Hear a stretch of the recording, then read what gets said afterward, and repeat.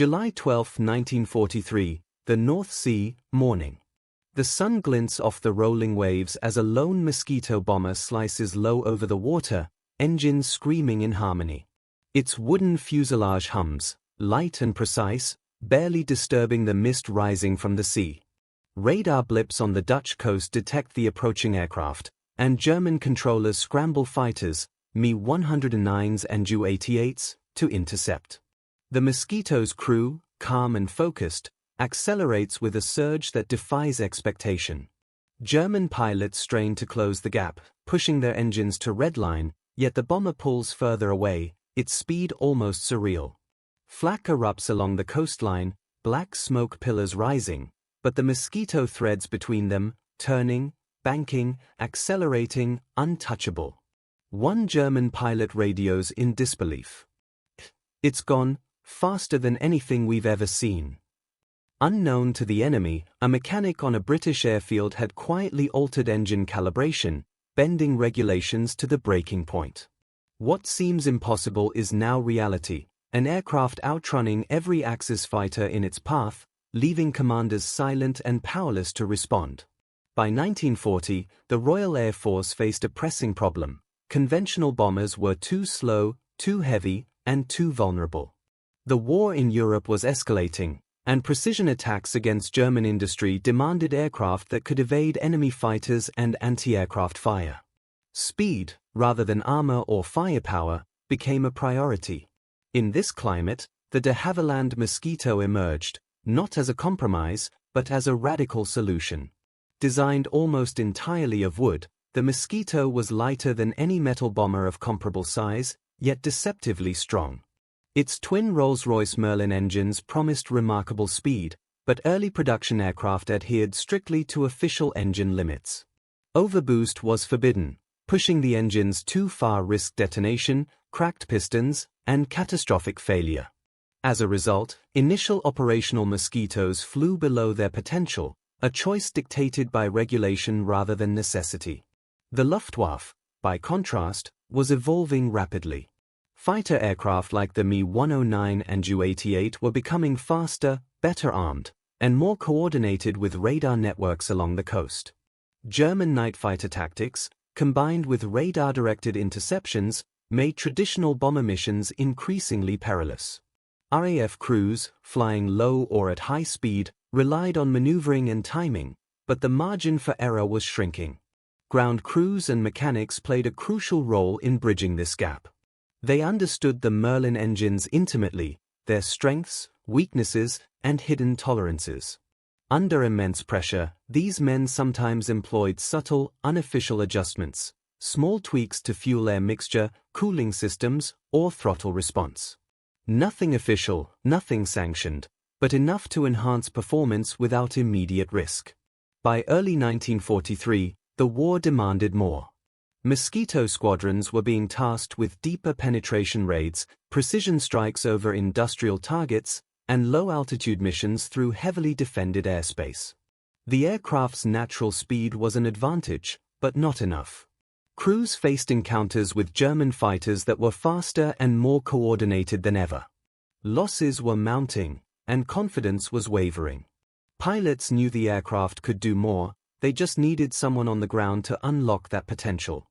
This was the environment in which a quiet innovation took place. On forward airfields along the North Sea, mechanics began experimenting with controlled overboost. By slightly adjusting throttle stops, supercharger gears, and fuel mixture, they discovered the engines could endure short bursts beyond official limits. The result, a Mosquito capable of exceeding 400 miles per hour at low and medium altitudes, fast enough to outrun almost any Axis fighter in the region. The risk was immense. Official regulations prohibited exceeding engine limits, and discovery could result in reprimand or demotion. Yet the alternative, slower aircraft, higher losses, and more dangerous missions, made inaction unacceptable.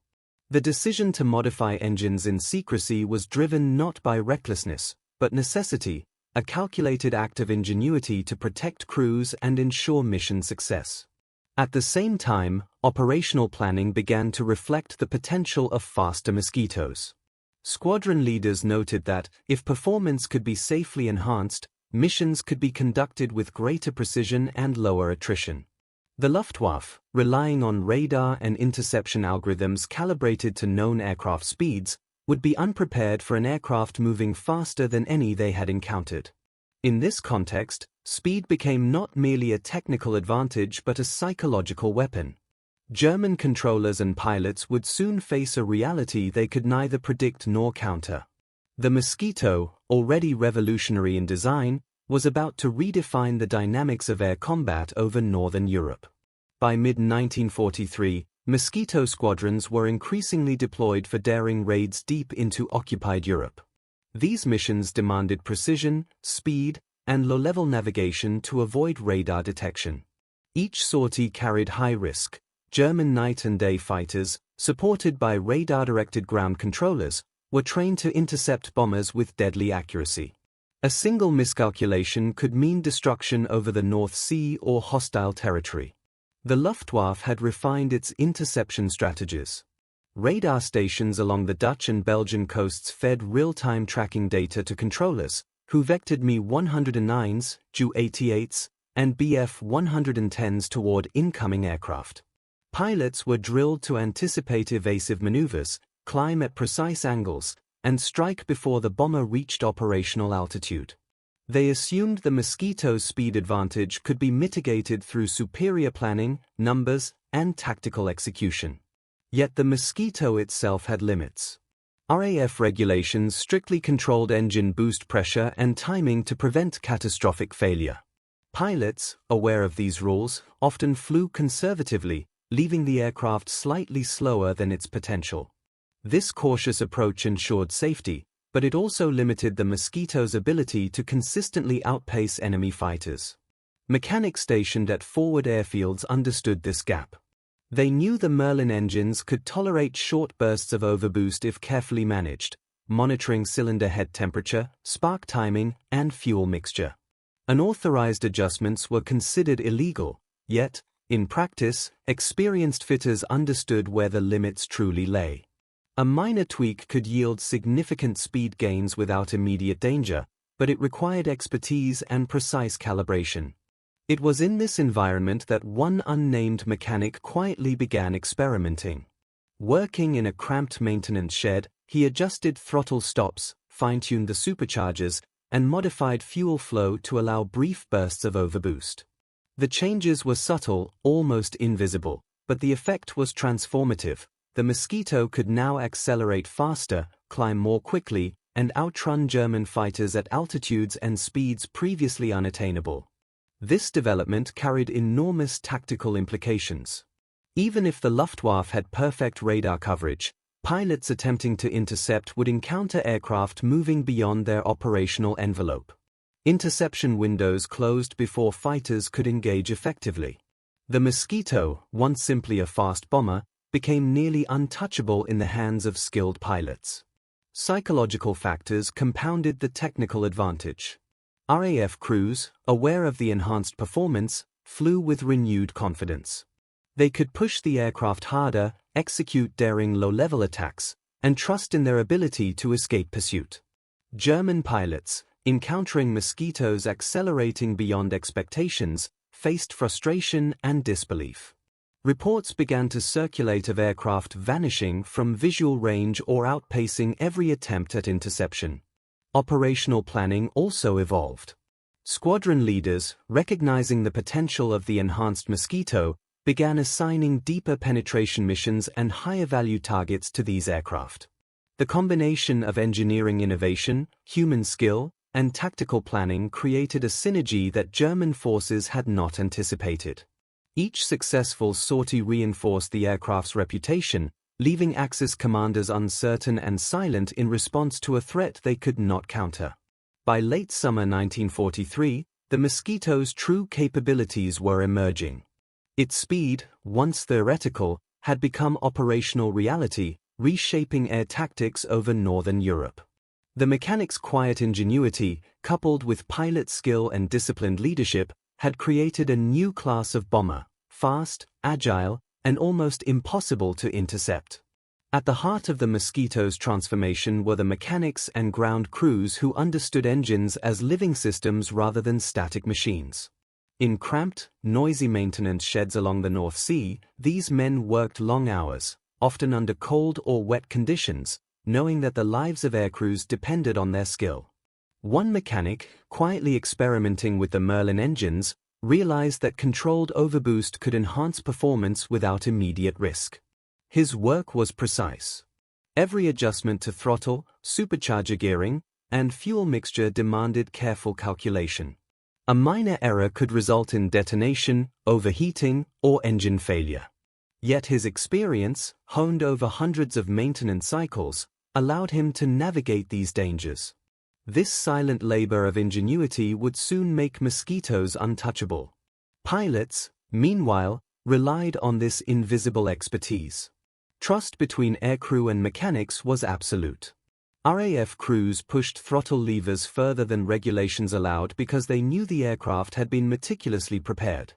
This human partnership, ground and air, created a synergy that became as crucial as the engines themselves. Without it, even the most advanced technical modifications would have been ineffective. The Mosquito's twin Merlin engines were engineering marvels, but operating them at full potential required understanding their limits. Official IAF regulations imposed strict boost restrictions to prevent mechanical failure. However, the engines could handle short bursts beyond these limits if carefully managed. The illegal modification involved subtle changes, adjusting throttle stops, fine-tuning supercharger stages, and calibrating fuel mixture for higher-octane fuel. This allowed the aircraft to produce significantly more horsepower during critical phases of flight, particularly climbs and low-altitude dashes. The increase in acceleration and top speed gave pilots a decisive edge over German fighters. Careful monitoring was essential. Overboosting indiscriminately could destroy cylinder heads or warp crankshafts. But precise calibration enabled maximum power output without immediate risk, transforming the Mosquito from a fast bomber into a virtually untouchable aircraft in operational conditions. Speed was survival. For Mosquito crews flying daylight raids over northern Europe, the difference between escaping in Mi-109 or being shot down was measured in seconds and hundreds of meters. The engine tweak enabled Mosquitoes to dictate the terms of engagement, striking quickly and retreating before interceptors could respond. Formation tactics leveraged this advantage. Lead aircraft would accelerate through defenses, while wingmen followed the same path, all moving faster than enemy fighters could effectively pursue. Pilots could perform evasive climbs, rapid reversals, and low-level dashes with confidence, knowing the modification provided a performance buffer against interception. The Mosquito's speed became a tactical weapon, redefining engagement strategy and operational planning. The Luftwaffe faced an unprecedented challenge. Radar stations detected fast-moving targets that seemed to accelerate unpredictably.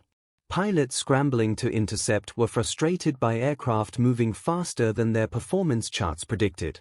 Mi-109s, Ju-88s, and Bf-110s struggled to close the gap, often arriving too late to engage. Axis reports noted growing confusion.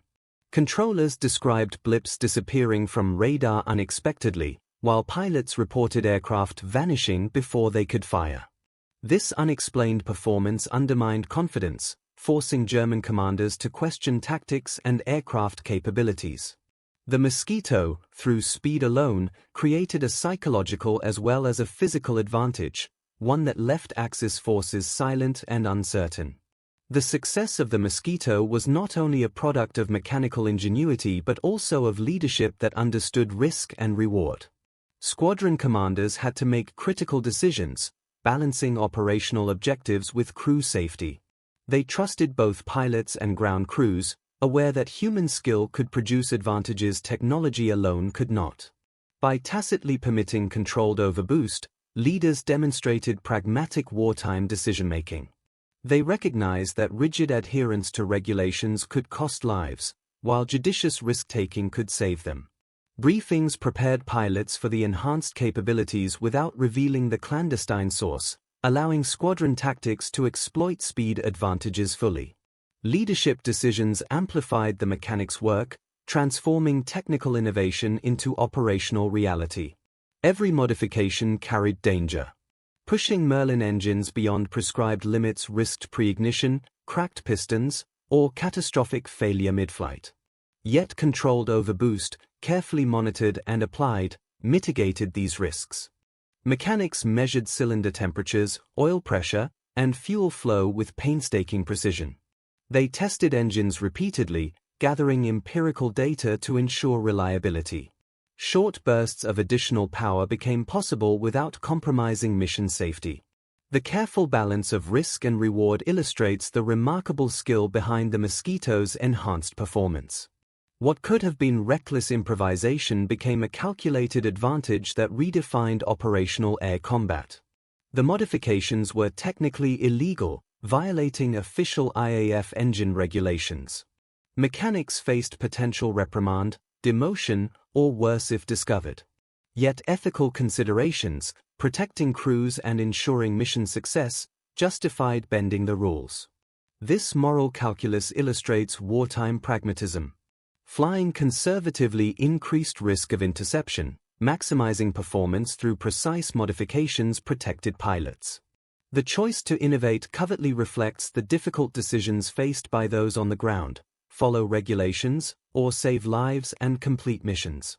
The Mosquito's success underscores that sometimes, morality in war is measured by results rather than adherence to policy. The Mosquito's speed had profound psychological effects on both sides. RAF crews gained confidence, flying daring low-level raids with a sense of invincibility. Pilots trusted the aircraft's capabilities, performing maneuvers that would have been impossible with standard settings. This confidence improved reaction times, coordination, and mission outcomes. For the Luftwaffe, the effect was the opposite. Pilots encountered an aircraft that consistently outpaced their fighters, breaking established intercept patterns. Reports describe frustration, disbelief, and disorientation. Radar operators struggled to track targets effectively. German confidence in air dominance was shaken, forcing commanders to rethink strategy. The Mosquito's advantage was as much mental as it was mechanical, an invisible weapon that disrupted both enemy psychology and planning. July 12, 1943, North Sea, mid-morning. The Mosquito took off from a forward RAF base, twin Merlin engines humming with barely restrained power. This was no routine sortie. The aircraft carried a secret, a controlled overboost tweak that allowed performance beyond any standard limit. The pilot eased the throttle forward, and the Mosquito surged along the runway, lifting gracefully into the pale sunlight above the rolling waves. Radar stations along the Dutch coastline detected the approaching bomber. Me-109s, Ju-88s, and Bf-110s scrambled, vectored by controllers confident that interception was possible. What they did not know was that their quarry could accelerate faster than expected, climb more swiftly, and evade pursuit with maneuvers beyond the fighter pilot's experience. As the Mosquito leveled off at operational altitude, the engines roared in perfect harmony. The pilot banked sharply over the sea, skimming just above the waves. Flak erupted from German coastal defenses, black pillars of smoke rising in precise patterns. Normally, these would force evasive maneuvers that slowed aircraft, making them vulnerable. But the Mosquito, thanks to its clandestine overboost, cut cleanly through the fire. Accelerating with uncanny precision, it stayed just beyond enemy range. The first fighters approached. A Me-109 climbed aggressively to intercept, while a Ju-88 tracked from slightly higher. Both aircraft pushed engines to maximum, but the Mosquito responded instantly with bursts of additional power. The distance widened instead of shrinking. The German pilots, trained for conventional speed differentials, found their calculations invalid. Inside the cockpit, the crew felt the aircraft's extraordinary potential. Every climb, turn, and dive exploited the mechanics' innovation. Short bursts of overboost allowed rapid maneuvers without sacrificing control or stability. The aircraft danced above the sea, wooden fuselage cutting through air like a blade. German pilots radioed frantic reports. Target accelerating beyond prediction, cannot close, impossible airspeed. Repeated attempts at interception failed. Radar operators recalculated constantly, but every vector proved ineffective. The Mosquito dictated the terms of engagement, forcing Axis fighters to react rather than act. Each maneuver widened the gap further, demonstrating not just speed, but operational dominance. As the bomber crossed the coast, German flak again erupted, but the Mosquito's combination of speed and agility allowed it to evade damage entirely. Pilots began to report vanishing targets, aircraft accelerating faster than visual or instrument tracking could confirm. Confidence eroded. What had been a dangerous but manageable sortie became a humiliating chase for the Luftwaffe.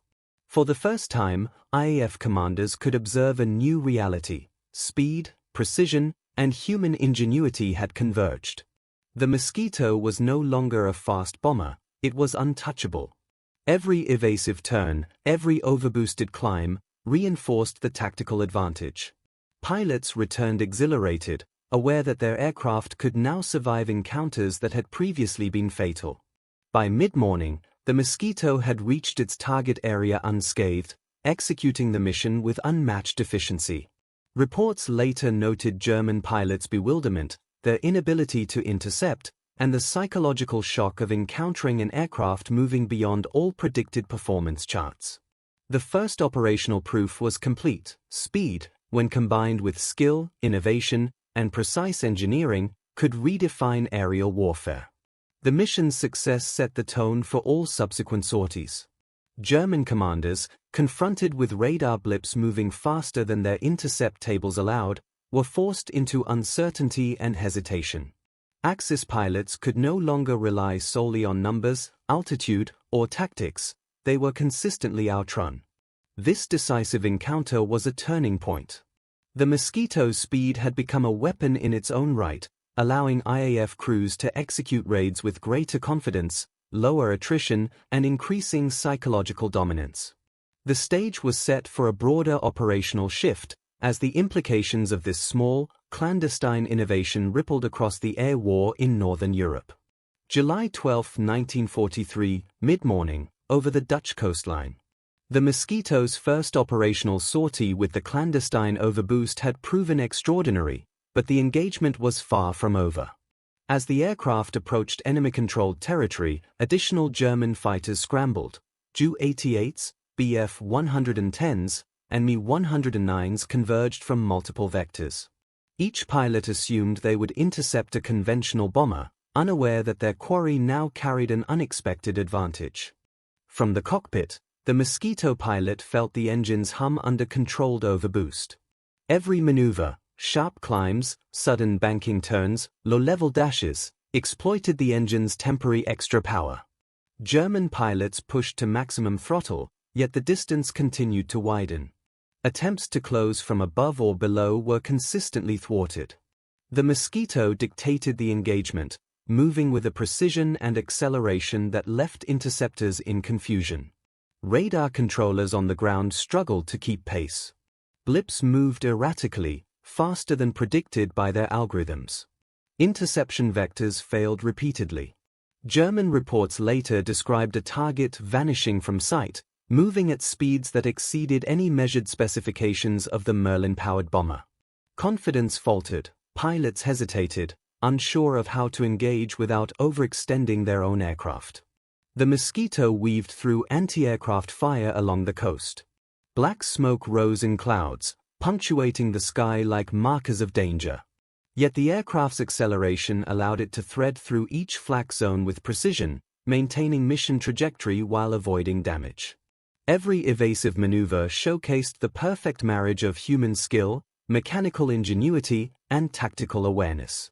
By mid-morning, the bomber had reached its primary target area with remarkable efficiency. German fighters, exhausted and outmaneuvered, abandoned pursuit or fell into defensive patterns that left them ineffective.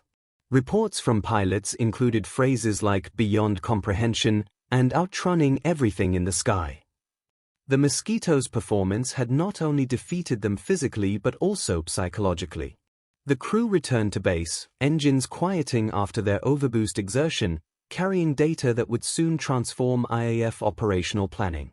They reported enemy failure, precise timing, and aircraft behavior, carefully omitting the source of the performance enhancement. Intelligence officers documented the unusual speed and acceleration, noting the unprecedented impact on Luftwaffe interception capabilities. Strategically, the consequences were immediate. RAF planners realized they could execute raids with greater depth and precision, relying on the Mosquito to evade even the most determined fighter attacks. Operational confidence increased, losses declined, and the psychological edge over the Axis solidified. The aircraft had proven itself not only fast but tactically dominant, capable of dictating the terms of engagement over Northern Europe. For the Luftwaffe, the encounter was a wake-up call. Radar predictions failed, pilots could not close the gap, coordination between squadrons broke down. German command began reassessing tactics, aircraft deployment, and interception strategy. What had once been a conventional chase was now a demonstration of IAF ingenuity and the limits of Axis preparedness. By late morning, the first mission's results were undeniable. The Mosquito had set a new standard for operational speed and survivability. The aircraft's enhanced performance, born of a quiet act of mechanical ingenuity, had redefined engagement dynamics. RAF crews could now rely on speed as a decisive factor, while Axis pilots confronted a threat beyond their existing capabilities. The stage was set for the broader impact of this innovation. The Mosquito, once remarkable for its wooden construction and agility, had become untouchable. Its speed not only allowed survival but also dictated success. This first operational sortie demonstrated how precision engineering, human skill, and tactical execution could converge to produce a decisive advantage. The success of the Mosquito's first operational sortie with enhanced speed reverberated across the RAF. For the crews, the mission validated what had previously been theory. With precise engine tweaks and skilled piloting, the Mosquito could outrun every German fighter in the North Sea theater. Pilots returned exhilarated, reporting encounters where Mi-109s and Ju-88s had been unable to close the gap despite maximum effort. Confidence surged. The aircraft was no longer simply a fast bomber, it was a game-changer. Squadron leaders took note immediately. The performance demonstrated that deeper penetration raids, previously considered too risky, were now achievable. Targets in northern Germany and occupied territories could be struck with greater reliability. Losses decreased, and the psychological effect on crews was profound. Fear of interception was replaced by assurance in the Mosquito's speed and agility. Operational planning began to reflect this new capability, incorporating high-speed routes, rapid climbs, and low-level escape tactics. German forces, however, were left in disbelief. Radar operators recorded blips moving faster than any aircraft previously encountered, and controllers struggled to vector fighters effectively. Pilots chasing Mosquitoes described aircraft that seemed to vanish at impossible speeds, leaving crews frustrated and disoriented. Axis reports reflected confusion and mounting concern, as Luftwaffe doctrine assumed certain speed limits that the Mosquito now exceeded. For commanders, the challenge was no longer simply tactical, it was existential. The human element remained central. Mechanics who implemented the illegal modifications were aware of the risks. Pushing Merlin engines beyond official limits could lead to catastrophic failure. Yet careful calibration and rigorous monitoring ensured the short bursts of overboost were sustainable, allowing multiple sorties without significant engine damage. The partnership between ground crews and air crews became an invisible weapon. Without their combined skill, the aircraft's performance advantage could not have been realized. Strategically, the implications were immediate. The RAF could now schedule raids with unprecedented reliability. Mosquitoes could execute precision strikes on high-value targets, factories, transport hubs, radar installations, while minimizing exposure to enemy fighters. The combination of speed, low-altitude capability, and operational planning made the aircraft not only effective but transformational. On the psychological front, the Mosquito's success undermined German morale. Pilots reported frustration at repeated failed interceptions, radar operators recorded unexpected blip behavior, and controllers questioned the accuracy of their tracking data. Confidence in Luftwaffe air superiority over Northern Europe eroded, and Axis commanders were forced to reconsider interception strategies. The aircraft's speed had created an advantage that could not be mitigated by numbers or conventional tactics alone. At the base, discussions among squadron leaders focused on maximizing this newfound capability. Routes were optimized for speed, maintenance schedules adapted to monitor engine stress, and briefing protocols emphasized exploiting acceleration and maneuverability. The Mosquito had transitioned from an experimental bomber into a tactical instrument whose speed dictated engagement outcomes. The mission also highlighted an essential lesson in wartime innovation. Small acts of ingenuity, executed by individuals operating outside formal regulations, could alter entire theaters of operation. One mechanic's adjustments, combined with careful piloting and disciplined squadron leadership, had created a force multiplier far beyond what conventional doctrine could achieve. As reports from both sides accumulated, the RAF began to formalize operational strategies around speed. The first operational proof of the Mosquito's overboost capability set a precedent, enabling squadrons to conduct more ambitious raids with confidence. German forces, meanwhile, faced a new reality: an aircraft they could not intercept, a threat that defied prediction, and a psychological disadvantage that would influence every subsequent engagement. Following the initial operational success, the Mosquito's enhanced speed became a cornerstone of IAF planning. Commanders quietly approved the controlled overboost modification across multiple squadrons, recognizing the tactical and psychological advantage it provided. Pilots briefed on the aircraft's capabilities now had a decisive edge: the ability to complete precision strikes while outrunning virtually any Luftwaffe fighter in the theater. Mechanics implemented rigorous monitoring procedures. Engine stress, cylinder temperatures, and fuel mixture were checked meticulously after each sortie. While overboost remained unofficial, the disciplined application of these enhancements ensured safety and reliability. What began as a clandestine innovation had now evolved into an operational standard, albeit one still technically outside formal regulations. The operational impact was immediate and measurable. Mosquito squadrons penetrated deeper into enemy territory, striking factories, rail yards, and radar installations with precision. Attrition rates dropped significantly compared to other bomber types. Intelligence reports noted that German forces repeatedly failed to intercept these aircraft. Axis radar operators recorded blips that accelerated unpredictably, forcing commanders to question the accuracy of their instruments and the reliability of their pilots' tactics. Psychologically, the effect on Luftwaffe personnel was profound. Pilots described the Mosquito as impossible to catch, often reporting frustration after exhausting their own aircraft in failed pursuit. Confidence in German interception strategies eroded. Controllers hesitated to commit fighters to engagements, aware that a miscalculation could leave squadrons outmaneuvered and exposed. What had begun as a physical advantage, speed, now also operated as a psychological weapon, sowing doubt and hesitation within enemy ranks. RAF leadership adapted accordingly. Operational planning increasingly relied on speed, assigning high-value targets to Mosquito squadrons with the assurance that survivability was enhanced. Routes were chosen to exploit the aircraft's acceleration and low-level maneuvering, while timing and coordination emphasized minimum exposure to flak and fighters. The combination of mechanical innovation and tactical planning had produced a force multiplier that could not be matched by conventional Axis response. The modification also prompted a broader re-evaluation of resource allocation.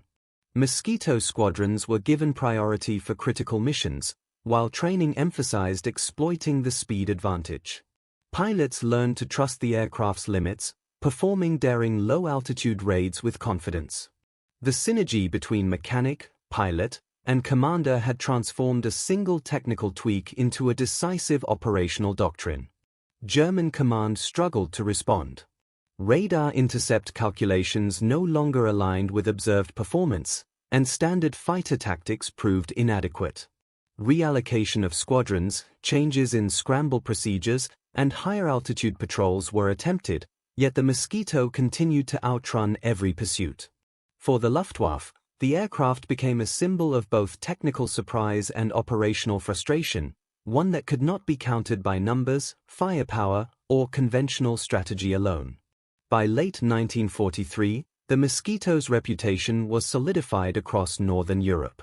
Crews returned with reports of flawless missions, minimal losses, and near-total evasion of enemy fighters. German pilots expressed disbelief and caution in debriefs, marking the aircraft as a priority target yet unable to engage effectively. The RAF had achieved a combination of speed, reliability, and operational confidence that redefined the tactical landscape. The story of one mechanic's decision, small, quiet, and technically illegal, had become operational reality. The Mosquito was no longer simply a fast, agile bomber. It was a tactical instrument that dictated engagement outcomes, influenced enemy strategy, and boosted Allied morale. Its performance proved that innovation, carefully applied, could alter the course of aerial warfare. The story of Britain's Mosquito bombers is not merely one of speed or engineering brilliance, it is a story of human ingenuity, courage, and quiet determination. A single mechanic, working far from the front line, altered the course of air combat by unlocking a capability that allowed Mosquitoes to outrun every German fighter in the Northern European theater. His actions, though technically illegal, demonstrated the profound impact of careful, calculated innovation under pressure. The Mosquito's enhanced speed reshaped the dynamics of war. RAF crews flew with confidence, knowing they could dictate engagements rather than react defensively. German forces, faced with aircraft that exceeded their expectations, experienced frustration, uncertainty, and doubt. What was a wooden bomber had become untouchable, a symbol of how ingenuity and courage could overcome technological and numerical limitations. Beyond tactics and strategy, the Mosquito's story is a human story. It highlights the essential partnership between pilots, mechanics, and commanders. Trust, skill, and disciplined innovation created a synergy that no regulations or doctrine could replicate. It reminds us that history is often shaped not only by leaders and frontline combat but by those whose expertise and judgment quietly transform potential into reality. The aircraft's legacy extends far beyond the war. The Mosquito proved that speed, innovation, and human creativity could redefine the rules of engagement. It set a standard for tactical thinking, operational planning, and the integration of technical skill into strategy. Its success also illustrates a broader truth, that even small, unseen actions, an adjustment to an engine, a calculated risk, can alter the outcome of conflicts on a massive scale. In the end, the Mosquito was more than an aircraft. It was a testament to the power of ingenuity, the courage to challenge limits, and the enduring influence of human skill under pressure. One bomber, a single mechanical tweak, and a determined crew demonstrated that speed, precision, and innovation could silence the enemy and leave a lasting mark on the history of warfare.